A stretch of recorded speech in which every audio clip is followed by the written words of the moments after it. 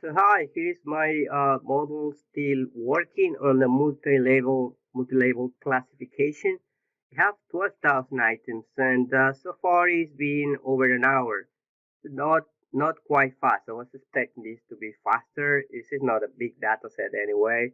Maybe the resources are slow today, perhaps because it should not be that slow. Anyhow, I went and I created a new data set for sentiment analysis, to use in sentiment analysis in the meantime. And one of the nice features is that you can be creating and working with different models all the time, different data sets. Now, in here, you will see a warning for the sentiment analysis. But first, let me try to explain how the sentiment analysis works and hopefully by class time, I really hope all these two models are going to be okay and ready to show. Now, I'm going to create a new data set. This time it's going to be for sentiment analysis. So what I did is that I went to kaggle.com and I got the Twitter airline sentiment analysis, which is it's very common. Some of you have used that before. I think you use it with SAS. There is a difference when you use it with this version of AutoML natural language.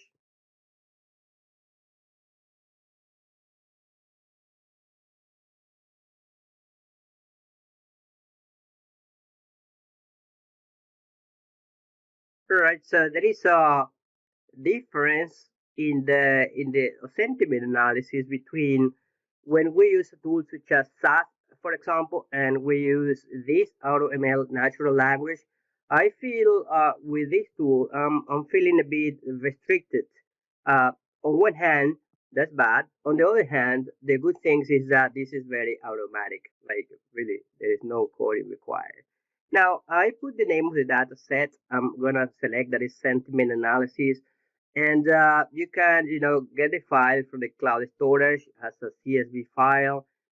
In addition to it, you can create a CSV file where you can say where is the test that the train data set, the test, and also the validation data set. Otherwise, the system is going to split data using the 80% for training, 10% for test, and 10% for validation, which is a standard.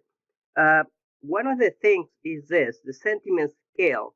I found a little bit tricky to work with. In other words, it would require me to go to Google Data Prep and adjust my columns so I can use it in this system. So in other words, when I work it with the Twitter sentiment analysis for airlines from Cargo, I had to go to Data Prep and modify the columns for the sentiment analysis because number one, in this version, they use an integer for describing the sentiment score. Zero mean low or bad or negative, and then you can assign the maximum score, which it can be up to 10. In the example I'm using, I have a maximum sentiment score of 2. However, then the numbers have to be 0 is going to be negative, 1 is going to be neutral, and 2 is going to be positive. If you have 10, well, 0 will be the most negative, and 10 will be the most positive, and 5 will be neutral. So it works that way. And let me show you how the data set looks like. So these are the tweets. As you can see, there is nothing indicating what the columns say. So this is like coming straight from data prep. Even though remember that in data prep you have the option of selecting the, the name of the column, but in this case you don't need it for this tool. Now, one thing I think we're gonna have a lot of trouble are with these characters, especially when it comes from Twitter. So that's the data cleaning I'm mentioning that we may have to do. Maybe if you have reviews, like let's say Amazon reviews, it's not going to be a problem, or reviews from a different store. But with tweets, it seems like you're going to have some of these, and they might cause problem anyhow, right? Okay, so in one column you have the tweets or the text that you want to analyze for sentiment, And then in the next column, this is column B. The first one is column A. In column B, you have the numbers, have 0, 1, 2. So what it has to do is it has something like in the regular, uh, in the original Twitter sentiment analysis for airlines that is coming from Kaggle, the number were from 0 to 1. So I have to convert that into an integer and transform that into zeros, 1 and 2, and it has to be an integer. So that's one of the difference. So this is how it look like. If your file doesn't look like this, you're gonna get an error. How do I know? Well, I will tell you later.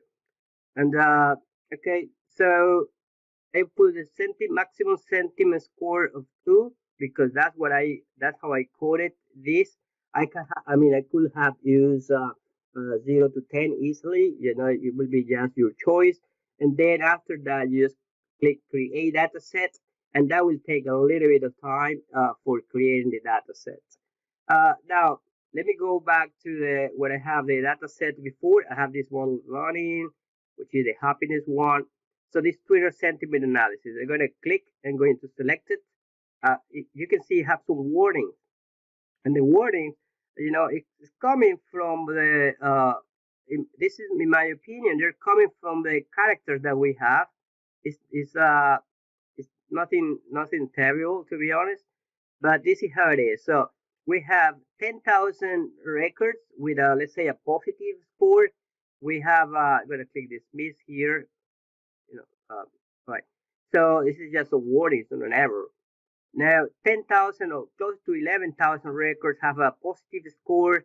3,000 records have a neutral score, and 100 records have a negative score. According to that data set that was coming from Twitter, you can see here the emoticons. That, in my opinion, that would give some trouble.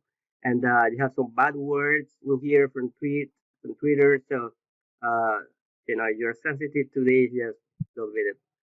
Okay, so that's good. So now I have the labels, so now I have to do the prediction, and this might take a while. So my suggestion is just please do this as soon as you can.